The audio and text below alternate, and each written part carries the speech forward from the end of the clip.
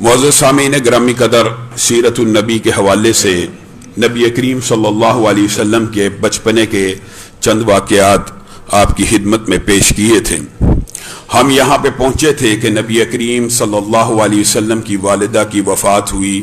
نبی کریم صلی اللہ علیہ وسلم بار بار اپنی والدہ کی قبر کی طرف جاتے تھے۔ آپ خود تصور کیجئے، ایک 6 سال کا بچہ جس کو صحرا کے اندر خود گڑھا کھود کر خود اپنی والدہ کی تکفین کا، تجہیز کا اور میت کے دفن کا سارا کام خود سر انجام دینا پڑے، اس بچے کی کیفیت کیا ہو سکتی ہے۔ بعض روایات کے اندر یہ بات ملتی ہے کہ دادا عبد المطلب بھی اس سفر میں ہمراہ تھے، اور بعض روایات کے اندر دادا عبد المطلب اپنے پوتے کو لینے کے لیے وہاں پر آئے۔ دونوں روایات اگر ان میں آپس میں تطبیق کی جائے تو یہ بات بنتی ہے کہ مقام ابوا سے دادا عبد المطلب نے نبی کریم صلی اللہ علیہ وسلم کو اپنے ہمراہ لیا، ام ایمن کے ساتھ دوبارہ مکہ کی طرف لے کر چلے گئے۔ نبی کریم صلی اللہ علیہ وسلم کو پہلا غم اپنی رضائی والدہ 2.5 سال کی عمر میں حقیقی والدہ کے پاس چھوڑ گئی۔ 2.5 سال کا بچہ انہی کو اپنی والدہ سمجھتا تھا، لیکن والدہ کی محبت سایہ عاطفت آیا۔ 6 سال کی عمر میں والدہ اس دنیا سے چلی گئی۔ اب دادا نے کفالت کو سنبھالا اور بڑا عمدہ سنبھالا۔ صحیح روایات کے اندر یہ بات آتی ہے کہ دادا عبد المطلب اس وقت آپ کو پتا قریش کے سردار تھے، بڑی شان و شوکت والے تھے۔ ان کا جو قالین تھا وہ خانہ کعبہ کے سائے میں بچھتا تھا، خانہ کعبہ کے سائے میں ان کا قالین بچھایا جاتا تھا۔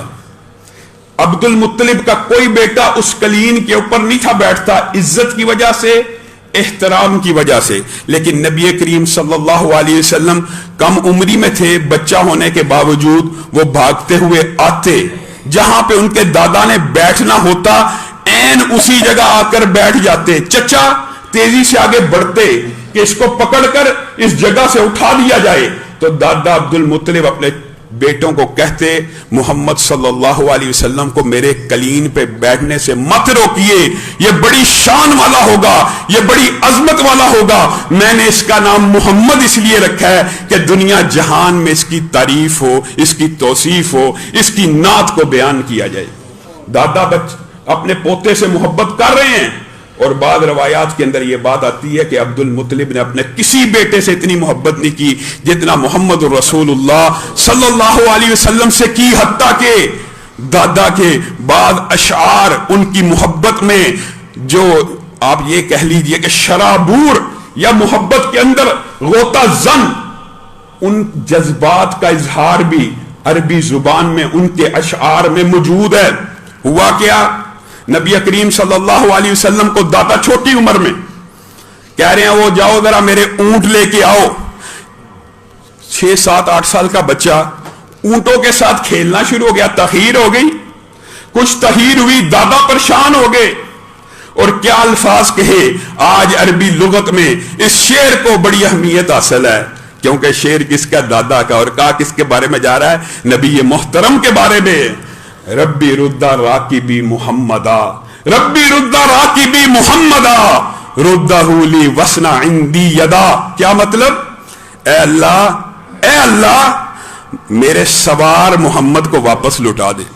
سوار سے مراد یہاں پہ تاریخ نگاروں نے بڑا دلچسپ تبصرہ کیا کہ یہاں پہ وہ شاہ سوار مراد نہیں ہے، یہاں پہ وہ گھوڑے یا اونٹ کا سفار مراد نہیں ہے، یہاں پہ عبد المطلب اپنے پوتے کی محبت میں کہہ رہے ہیں میرے کندھے پہ سواری کرنے والے محمد کو واپس لوٹا دیجیے، یعنی میرا سوار جو ہے، جو میرے اوپر سوار ہے، اللہ ایک مرتبہ لوٹا دیجیے اور میرے پہ یہ احسان کر دیجیے۔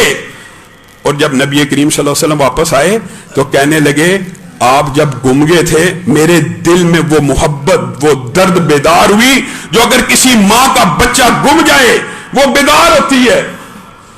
اور ایک اور بات میں آپ کے سامنے کوشش یہ کر رہا ہوں کہ سکہ روایات، صحیح روایات آپ کے سامنے رکھی جائیں، لیکن جہاں جہاں پہ بعض روایات میں دوष ہے وہ بھی بیان کرتا جا رہا ہوں۔ وَوَجَدَكَ ضَالًّا فَهَدَىٰ کی ایک تفسیر بعض کمزور درجے کی روایات میں یہ بھی ملتی ہے کہ یہ وہ واقعہ ہے کہ جب نبی کریم صلی اللہ علیہ وسلم گم گئے، اور بعض نے کہا یہ وہ واقعہ ہے جب حلیمہ لے کے آئی تھی اور نبی کریم کچھ دیر کے لیے غائب ہو گئے تھے تو عبد المطلب نے ہرکارے دوڑائے تھے کہ محمد صلی اللہ علیہ وسلم کو ڈھونڈ کے لایا جائے۔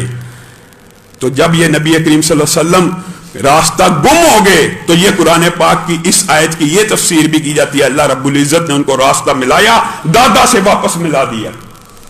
اب دیکھیے پے در پہ غموں کی انتہا ہے۔ اما حلیمہ سے جدائی، اصلی والدہ کے پاس، اصلی والدہ سے انسیت محبت کا پیدا ہونا، والدہ کی روانگی، یہاں پہ صرف 2 سال دادا نے پرورش کی، اللہ رب العزت نے دادا کو بھی اپنے پاس بلا لیا، صرف 2 برس۔ اور عبد المطلب اپنی بیماری کے عالم میں یہ بات جج کر گئے تھے کہ میں دنیا سے جانے والا ہوں۔ یہ بھی ایک لمبا چوڑا باب ہے۔ انہوں نے اپنے بیٹوں کو کہا تھا میرے بارے میں مرثیہ کہیں، انہوں نے مرثیہ کے اس کی تفاصیل سیرت نبی امام ابن کثیر کی جو ہے اس کے اندر لکھی ہوئی ہے، وہ اشعار بھی موجود ہیں جو آپ کے چچاؤں نے آپ کے دادا کی وفات سے قبل ہی ان کو پڑھ کے سنائے۔ مرثیہ نگاری آپ کو پتا ہے عرب کلچر کا ایک حصہ تھا، وہ آپ کو سنایا گیا۔ تو نبی کریم صلی اللہ علیہ وسلم کے دادا جب بیمار ہوئے نا تو آپ نے ابو طالب کو بلایا اور کہا میری بات سنو، میرے سے ایک وعدہ کرو۔ ابو طالب نے کہا کیا وعدہ؟ آپ یہ دیکھیے عبد المطلب خود ان کو اندازہ ہے عبد المطلب کی یہ محبت بلا وجہ نہیں ہے، یہ بھی مورخین نے لکھا ہے۔ آپ کو پتہ ہے ہاشم ان کو مدینہ چھوڑ آئے تھے، آپ کے سامنے یہ سارا تفصیلی واقعہ رکھا تھا۔ عبد المطلب کی پرورش کس نے کی تھی؟ چچا نے کی۔ وہی تاریخ اپنے آپ کو دہرا رہی ہے، اور عبد المطلب کا مطلب بھی آپ کے سامنے رکھا تھا کہ وہ اپنے چچا کے آگے پیچھے پھرتے تھے۔ وہ کہتے ہیں یہ مطلب کے غلام ہیں، یعنی ہاشم سے نہ پکارا گیا، آپ کو آپ کے چچا کے نام سے پکارا گیا۔ اسی طرح آپ بچے کی یتیمی کو سمجھ رہے ہیں، آپ دادا ہیں، آپ کو یہ اندازہ ہے باپ کے بچے کی کیا کفیات ہوتی ہیں۔ ابو طالب سے وفات سے قبل وعدہ لے رہے ہیں، وعدہ اس بچے کی کفالت کرنی ہے، میرے ساتھ وعدہ کرو جب تک تم زندہ رہوگے اس کی حمایت، اس کی نصرت، اس کی تائید، الفاظ کے اوپر غور کرنے کی ضرورت ہے، اس کی حمایت، اس کی نصرت اور اس کی تائید سے دستبردار نہیں ہوگے۔ ابو طالب نے وعدہ کیا اور آپ کے سامنے انہوں نے اپنے وعدے کو کیسے نبھایا۔ 40 برس تک پھر نبی محترم ان چچا کی کفالت میں رہے، اللہ کی قسم کبھی نصرت سے، کبھی حمایت سے، کبھی تائید سے پیچھے نہیں ہٹے۔ لیکن بس یہ بھی اللہ تعالیٰ کی حکمت ہے، جب سیرت کے اندر یہ باب آئے گا تفصیلی آپ کے سامنے رکھیں گے، لیکن آج یہ بات کہہ دینا چاہتا ہوں، بخاری اور مسلم کی روافض اور اہل سنت کے درمیان اس روایت کے بارے میں بہت بڑا اختلاف ہے۔ سارے اہل سنت کے مصادر میں، مراجع کے اندر، بخاری میں، مسلم کے اندر صحیح ترین احادیث میں الفاظ موجود ہیں۔ نبی کریم چچا کی خدمت میں حاضر ہے، آخری وقت ہے، چچا ایک کلمہ پڑھ لیجئے، میں محمد صلی اللہ علیہ وسلم آپ کی سفارش اللہ کی بارگاہ میں کروں گا، حجت قائم ہو جائے گی، اللہ سے جھگڑوں گا، اللہ سے لڑوں گا آپ کے لیے۔ پاس قریش مکہ کھڑے ہیں، بس آخری الفاظ یہ نکلے کہ اپنے باپ دادا کے دین پر دنیا سے جا رہا ہوں۔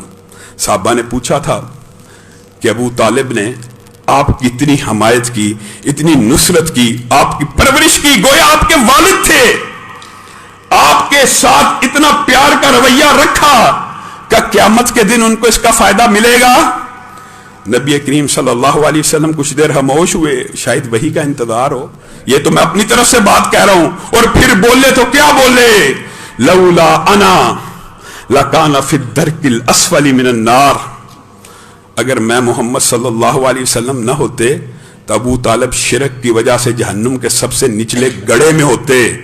لیکن یہ جو محسن انسانیت ہے نبی کریم، آپ بتائیے نبی کریم محسن انسانیت ہے کہ نہیں، رحمت للعالمین ہے کہ نہیں، اور ان کے محسن کون ہیں؟ ابو طالب ان کے محسن ہیں، محسن انسانیت کے محسن۔ انسانیت کا نعرہ بلند کر کے انسانیت کو الگ مذہب بنانے والوں، ذرا اس روایت کے اوپر غور کرو۔ نبی کریم نے کہا اللہ کی قسم میں نہ ہوتا یا یہ میری حمایت تائید نصرت کے ساتھ ساری زندگی بسر نہ ہوئی ہوتی جہنم کے سب سے نچلے گڑھے میں ہوتے. آج جہنم کا سب سے کم درجے کا عذاب ابو طالب کو ہو رہا ہے. ان کے پاؤں کے اندر ایسے جوتے پہنائے ہوئے ہیں جس سے دماغ ابلتا بھی ہے اور پگھلتا بھی ہے. کون سی انسانیت, کون سا مذہب جس کو تم نے اٹھایا ہوا؟ انسانیت ایک مذہب ہے. انسانیت کی جتنی خدمت, اللہ کی قسم, انسانیت کی اگر سب سے بڑی خدمت تاریخ انسانیت میں کسی نے کی ہوگی تو وہ ابو طالب ہوں گے. بتائیے, ایمان قبول نہیں کیا. یہی وہ فرق ہے جو عبداللہ ابن جدعان کے بارے میں نبی کریم نے کہا تھا کہ اگر کلمہ پڑھ لیتا اور اگر عقیدہ یہ نہ رکھتا کہ اللہ کے علاوہ لات منات عزا بھی رزق دیتے ہیں تو جنت میں چلا جاتا. ابو طالب انشاءاللہ جب سیرت کا باب آگے چلے گا اس حوالے سے, لیکن یہ اشکال دور کر لیجئے. اور نبی محترم کو اللہ رب العزت نے, جو نبی کریم صلی اللہ علیہ وسلم کے بعد اجتہادات کے اوپر اللہ رب العزت نے نبی کریم کو روکا اور ٹوکا, ان میں سے ایک یہ بھی ہے کہ پیارے نبی, کسی نبی کو یہ زیب نہیں دیتا کہ جب اس کو پتا چل جائے اس کا فلاں رشتہ دار مشرک ہے, شرک کے عالم میں فوت ہو گیا, پھر اپنے رب کی سامنے ہاتھوں کو پھیلا کے اس کے لیے مغفرت کی دعا کرے.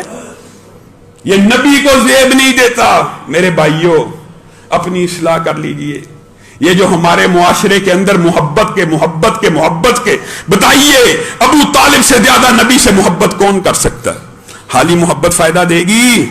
حالی محبت اس وقت تک فائدہ نہیں دیتی جب تک اتباع نہ ہو, جب تک آپ کا یہ عقیدہ نہ ہو کہ نبی کی حدیث آ جائے گی, قول آ جائے گا, عمل آ جائے گا, تقریر, نشست, برخاست نبی محترم کی زندگی کا ہر لمحہ, ہر گوشہ میرے آپ کے لیے نمونہ ہے, نمونہ.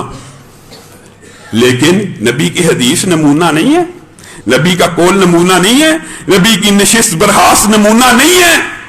اللہ کی قسم پورے معاشرے کے اندر, پورے معاشرے میں, بلکہ محدثین نے لکھا ہے کہ فتنوں کی بنیادی وجہ دنیا کے اندر جتنے فرقے, جتنے فتنے پیدا ہوئے, ان سب کی بنیاد ایک ہے کہ ان میں سے ہر فرقے نے کسی نہ کسی حدیث کا انکار کر دیا. بس ہو نہیں سکتا. بتائیے, ختم نبوت کے بارے میں اگر حدیث کو مان لیا جاتا, لا نبی بعدی, کہ میرے بعد کوئی نبی نہیں ہے, میں آخری نبی ہوں, اگر اس تشریح کو مان لیا جاتا امت میں کوئی جھوٹا نبی پیدا ہوتا؟ جتنے فتنے آتے ہیں وہ انکار حدیث کی وجہ سے آتے ہیں. کوئی ایک فرقہ باطل, کوئی ایک فتنہ ایسا نہیں ہے جو معرض وجود میں آیا ہو اور اس کی وجہ حدیث کا انکار نہ, ممکن نہیں ہے. کیونکہ قرآن کا دعویٰ تو سب کرتے ہیں, ہاں قرآن کی تشریح کے اوپر جو حدیث آتی ہے اس کا انکار کر دیتے ہیں. حتیٰ کہ بات آئی ہے تو کہہ دیتا ہوں, انکار کرنے کی ایسی کہانیاں بنائی ہوئی ہیں. ایک بندہ,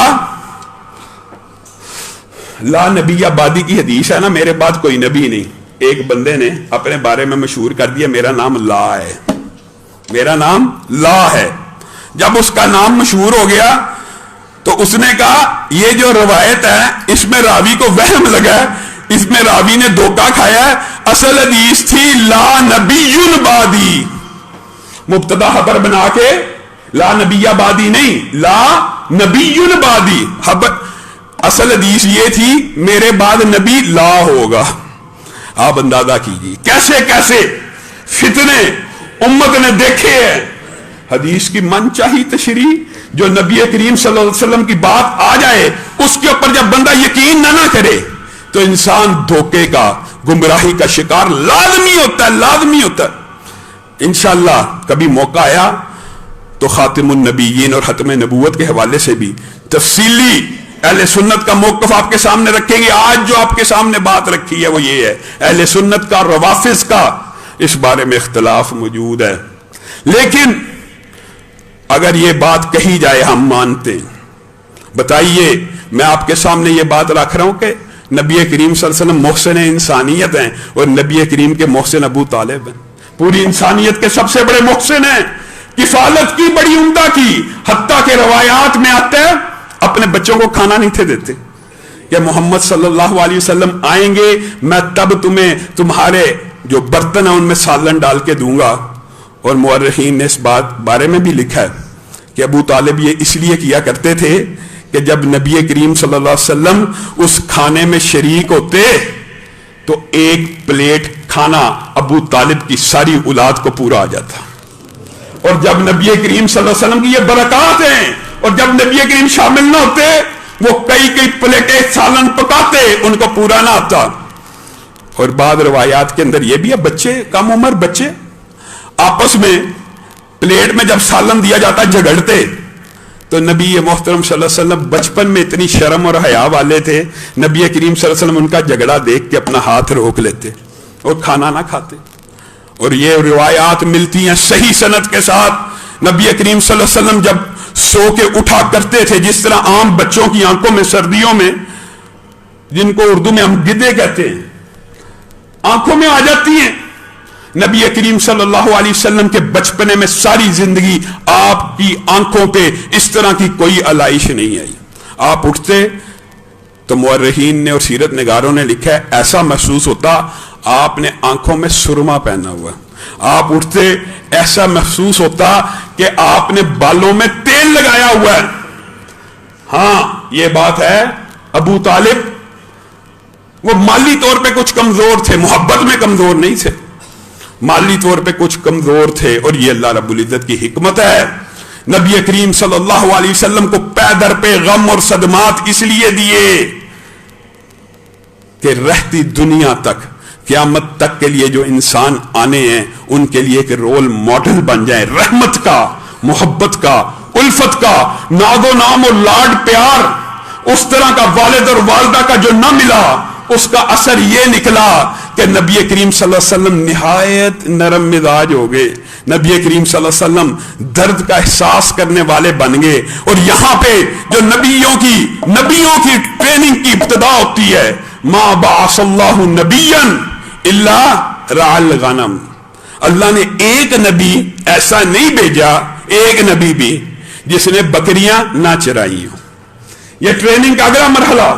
ابو طالب کو مالی طور پہ کمزور رکھا کس لیے تاکہ محمد صلی اللہ علیہ وسلم بکریوں کو چرائیں.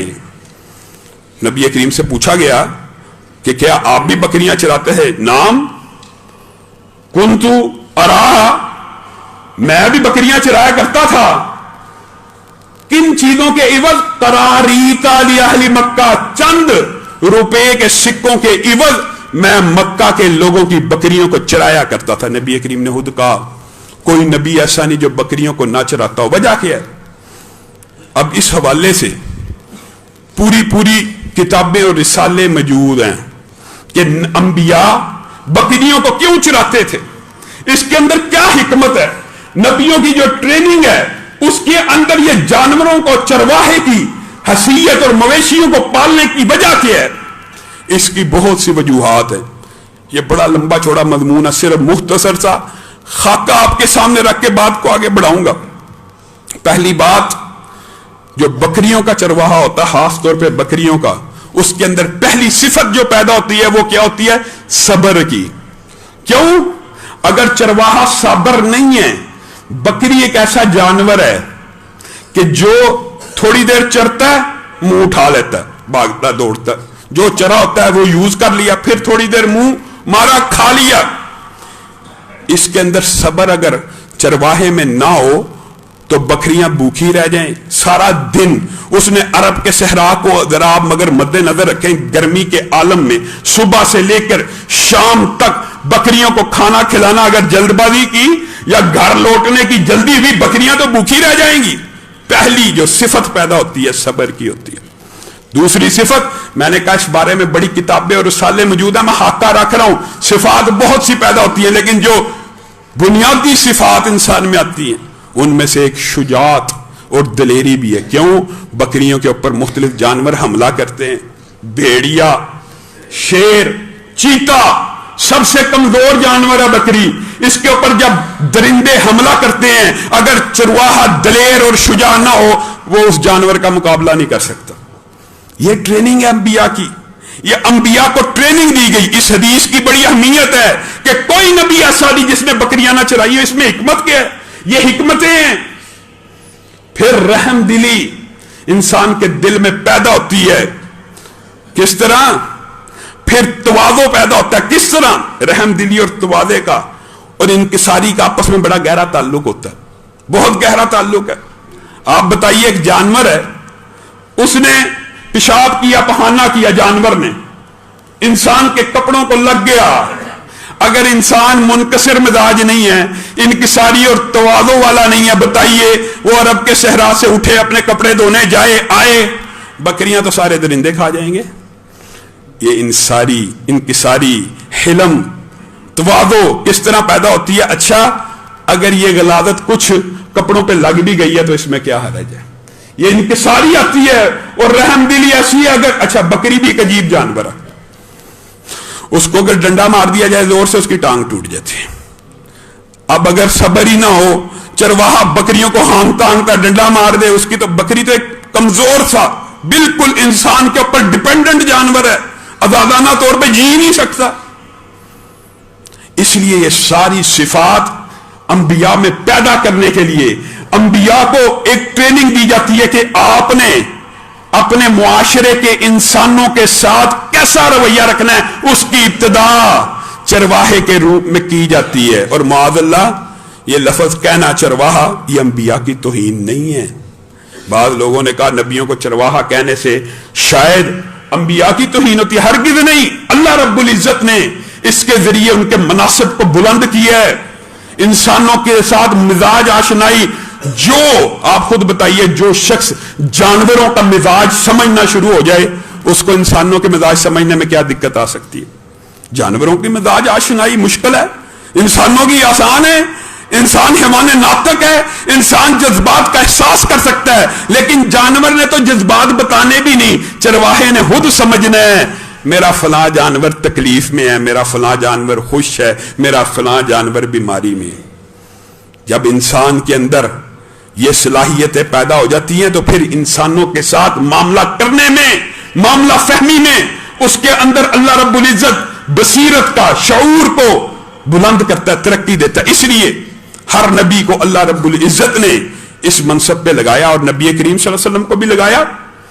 نبی کریم صلی اللہ علیہ وسلم اپنے اس دور کے بارے میں 2 واقعات بیان کرتے ہیں کہ جب میں چھوٹا سا تھا میرے دل میں بھی نوجوانوں کی طرح جذبات تھے.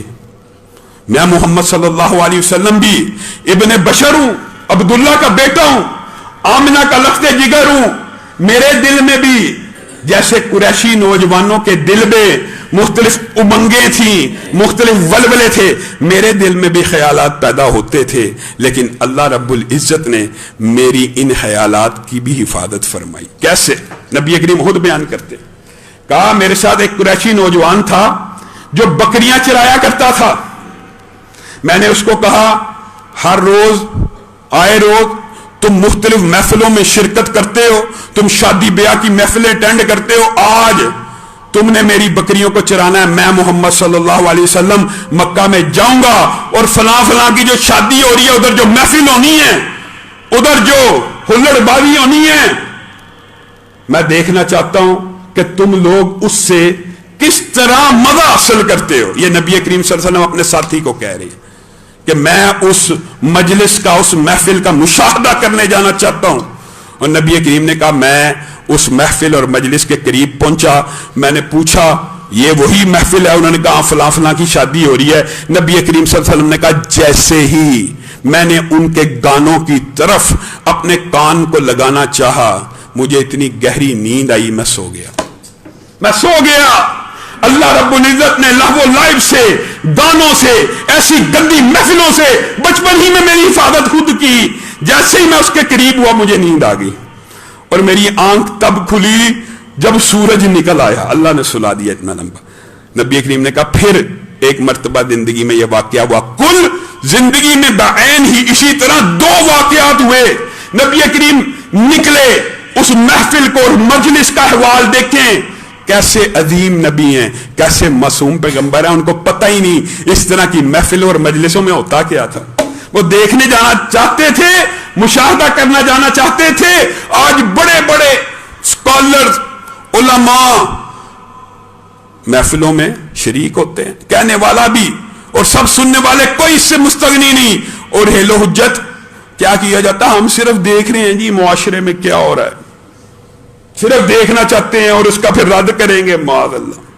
نبی محترم صلی اللہ علیہ وسلم دوسری مرتبہ گئے, کہا یہی ہوا جب میں نے کان کو ان گانوں کی طرف متوجہ کیا, مجھے نیند آ گئی, میں سو گیا. اور پھر یہ ماجرا جب ہو گیا 2 مرتبہ, میں محمد صلی اللہ علیہ وسلم بچپنے میں سمجھ گیا کہ اللہ نہیں چاہتا کہ محمد صلی اللہ علیہ وسلم اس طرح کی مجلس کو دیکھیں بھی. اچھا, ایک بات بڑی عجیب ہے, اگرچہ واقعی نبی کریم صلی اللہ علیہ وسلم کے اوپر جب جبریل امین آئے, نبی کریم صلی اللہ علیہ وسلم کے لیے یہ ایک, جب وہ واقعہ آئے گا آپ نبی کریم کی کفیات کے بارے میں سنیں گے, نبی کریم صلی اللہ علیہ وسلم کے دل میں رعب پیدا ہوا. لیکن نبی کی ٹریننگ بچپن سے ایسے واقعات کے ساتھ ہو رہی تھی, اور نبی کریم کے کانوں میں یہ باتیں پڑتی رہتی تھی تاکہ آپ کو تیار کیا جا سکے, آپ کی ٹریننگ ہو سکے. ایک دم آپ کے لیے بہت بڑا دھچکا نہ ہو کہ آپ کے اوپر فرشتہ نازل ہو گیا ایک دم, تو یہ بہت بڑا دھچکا ثابت نہ ہو. اس کے لیے بچپن سے, کیوں میں یہ بات کس لیے کر رہا ہوں, کیونکہ یہ نبی کریم صلی اللہ علیہ وسلم نے اپنے چچا کو یہ الفاظ کہے تھے, عباس کو. ایک مرتبہ بچپنے ہی میں نبی کریم چھوٹے تھے, بچے اپنے چچاؤں کی مدد کر رہے ہیں, پتھر پکڑا رہے ہیں. نبی کریم صلی اللہ علیہ وسلم نے بھی کرتا پہنا ہوا اور نیچے تہمد باندھا ہوا, تو سارے بچے کرتا اور تہمد اتار کے اپنی تہمد اور کرتے کو کندھے کے اوپر رکھ کے ان کے اوپر پتھر رکھ رہے تھے تاکہ جسم کو پتھر نہ چبھے. اپنے چچاؤں کی مدد ہو رہی ہے. چچا نے نبی کریم صلی اللہ علیہ وسلم کو کہا کہ آپ بھی تہمد اتار لیجئے, کندھے پہ رکھیے اور پتھر اٹھا کے لے آئیے. نبی کریم نے چچا کے حکم کی تعمیل کرتے ہوئے جیسے ہی تہمد اتارا, نبی کریم کہتے ہیں میں اسی وقت بے ہوش ہو گیا, بے ہوش. بچپن کے اندر نبی کریم صلی اللہ علیہ وسلم کی گانوں کی محفلوں سے اللہ رب العزت کی طرف سے حفاظت. 70 کا ننگا, کم عمر کا بچہ ہے, 70 ننگا ہوا نہیں, بے ہوش ہو گئے. پھر ایک مرتبہ عباس نے کہا نبی کریم صلی اللہ علیہ وسلم کی چادر اٹھائی گئی, نبی کریم صلی اللہ علیہ وسلم غش کھا کے گرے. ان 2 واقعات کے بعد عباس کہتے ہیں نبی کریم نے ایک مرتبہ چھوٹی عمر میں, محمد صلی اللہ علیہ وسلم چھوٹی عمر میں مجھے کہا تھا یہ بات, کیا بات کہی تھی, کہ مجھے برہنہ کے سامنے سے منع کر دیا گیا. یہ نبی, ان کو بچپن میں یہ ادراک اور شعور ہو رہا ہے کہ کس قسم کی مجالس اور محفلوں سے اللہ ان کو دور رکھ رہا ہے, اور کس قسم کے پروٹوکولز اور ضابطے ان کے لیے مرتب کیے جا رہے ہیں. خود کم عمری میں اپنے چچا کو کہہ رہے ہیں مجھے برہنہ کسی کے سامنے آنے سے منع کر دیا گیا ہے. چچا عباس کہتے کم عمر بچے تھے, میں نے لوگوں کے سامنے یہ بات اس لیے بیان نہیں کی کہ معاذ اللہ لوگ یہ نہ سمجھیں کہ اس کے دماغ میں شاید کوئی نعوذ باللہ کوئی ایسی بات آ گئی ہے. یعنی یہ بات انہوں نے راز رکھی, اور نبوت آ جانے کے بعد اس بات کا انکشاف کیا کہ بچپن میں رسول اللہ صلی اللہ علیہ وسلم نے مجھے یہ بات کہہ دی تھی. اگرچہ تب تک فرشتہ نہیں تھا, لیکن نبی کریم صلی اللہ علیہ وسلم نے یہ ساری ججمنٹ ان احوال سے کر لی تھی جو نبی کریم صلی اللہ علیہ وسلم کے حفاظت کے حوال تھے. انشاءاللہ آئندہ آنے والے خطبے کے اندر ابو طالب کی سرپرستی کے اندر نبی کریم صلی اللہ علیہ وسلم نے جو شام کا سفر کیا, بحیرہ راہب کا جو واقعہ, اور اس کے آگے سے تمام واقعات کو شروع کریں گے. بعض لوگوں نے اس کو بحیرہ کہا, لیکن حقیقت میں اس کو بحیرہ راہب کہا جاتا ہے. صرف ایک بات کر کے میں اپنی بات کو ختم کروں گا. نبی کریم صلی اللہ علیہ وسلم بچپن کے عالم میں ابھی بچے تھے. یہ انکشافات, یہ ہدایات, یہ سلسلے اس لیے تھے کہ نبی کریم کو ذہنی طور پر ٹریننگ دی جائے. آنے والے جو انہوں نے قیامت تک کے لیے انسانوں کا سردار اور امام مقرر ہونا ہے, اس کی پیش بندی ہو رہی ہے, اس کی ٹریننگ ہو رہی ہے. نبی کریم خود بیان کرتے ہیں میں آج بھی ابھی بچے تھے, ابھی نبی اور نبوت اور رسالت کا پیغام جبریل امین کے ذریعے نہیں اترا. نبی کریم نے کہا میں بچپن میں جو پتھر مکہ کے اندر مجھے بچپن میں سلام کیا کرتا تھا، میں آج بھی مکہ کے اس پتھر کو جانتا ہوں۔